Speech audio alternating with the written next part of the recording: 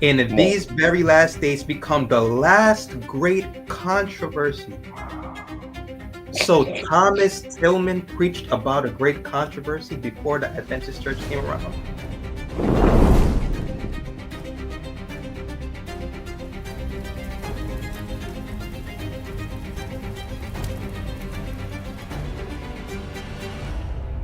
So let's get back to the video, because there's a lot that they How said. dense do you have to be, or how lacking in self-awareness? Dr. O, look around. Look around. You just got done railing against leaving the Baptist church. He's going to mention this more here further. They are Babylon. It's crazy that she thinks that Revelation is just not crystal clear on this. It's just so crystal clear that no one understood this until the 19th century, until they came along. And it became present truth conveniently. Can I just pause right there? Yeah. You know, there was actually people that believed that the Pope was the Antichrist before Seventh-day Adventists came on the scene. Exactly. And there were actually people that believed the mark of the beast was Sunday. Yeah. Can I just show like those quotes real quick? And I know, Deontay, get your quote ready, because Deontay has an awesome quote that really hammers that home. But Seventh-day Adventists, we were not the first ones to preach the mark of the beast. For example, there was this guy named John Wesley, and this is a dope website where you can see their commentary on every verse. But as he said, this beast is the Romish papacy, as it came to the point of 600 years since. I mean, I don't need to read any more, but like he clearly said the beast was the Roman papacy. So this is not a Seventh-day Adventist thing. Other things he said, it says it is one and the same beast, having 7 heads and 10 horns, which is described in this and the 17th chapter. And I'll read this part. It says, the beast has a strict connection with the city of Rome. The part in blue, it says the beast is the Romish papacy. This manifestly follows from the third and fourth propositions. The beast has a strict connection with the city of Rome, and the beast is now existing. Therefore, either there is some other power more strictly connected with that city, or the Pope is the beast. The papacy or the papal kingdom began long ago.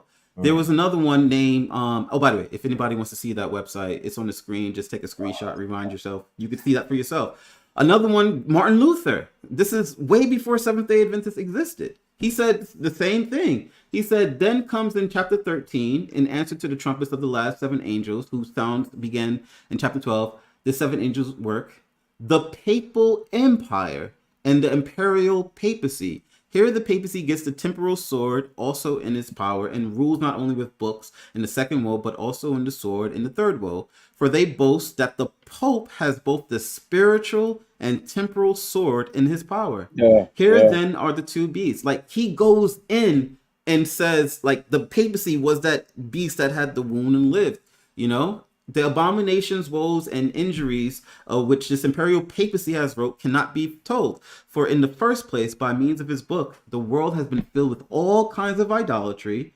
monasteries, foundations, saints, pilgrimage, purgatory, indulgence, celibacy, and innumerable other creations of human doctrine and works. In the second place, who can tell how much bloodshed, slaughter, war, and misery the popes have wrought, both by fighting themselves and stirring up the emperors, kings, and princes against one another. So it's not just a Seventh-day Adventist thing. This is way before Seventh-day Adventists existed, that this understanding of and they all knew that the Roman Church was Babylon. So we're not saying anything new.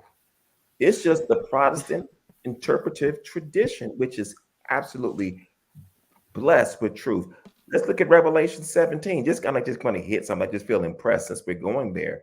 The Bible talks about a woman. Now we know the Bible calls her in verse 1, the great whore. Underline the word whore.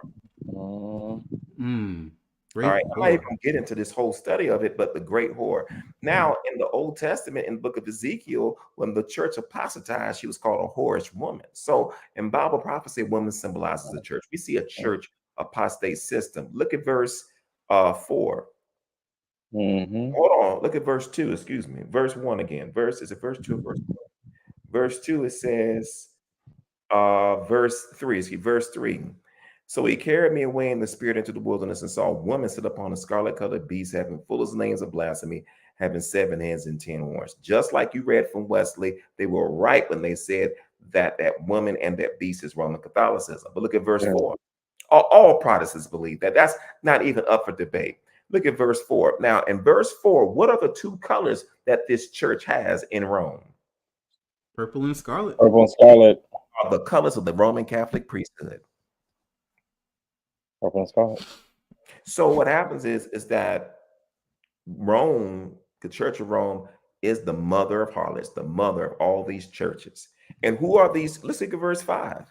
Verse 5 calls her Babylon the Great, the mother of harlots, abominations of the earth. The mother is the Catholic Church. The harlot daughters are the churches that are connected to the mother through their doctrines. And the main doctrine that unites the Protestant churches with the Catholic Church is Sunday worship, which means all Sunday worship, all denominations that worship on Sunday, denominational, non-denominational, are a part of that modern day Babylon. But the Bible says in Revelation 18, come out of her, my people. So God has children in these churches, and they got to come out before the mark of the beast is enforced. Deontay, can you show that quote that you showed me earlier? Like, Deontay had this amazing quote. Can you just show that? Yeah. Which one? From Thomas Tillman. Let's go there. Let's go to Thomas Tillman. Before we go to Thomas Tillman, let me ask you guys this question. When was the Seventh-Day Adventist Church established? 1863. So it was in the 1800s, right? Mm-hmm. Keep that in mind that the Seventh-Day Adventist Church was established in 1863 in the 1800s. Mm-hmm. Let's look at Thomas Tillman for a second. Let's look at Thomas Tillman. There's a book called The Seventh-Day Sabbath, right, by Thomas Tillman. It's called the Seventh-Day Sabbath Sought Out. But when was this book written? 1657. It was written 200 years before the Seventh-Day Adventist Church became a denomination. Come on. Can we read a little bit of this book? Yeah. All right. So I'm going to zoom in for you guys of what this book says. This is what Thomas Tillman says.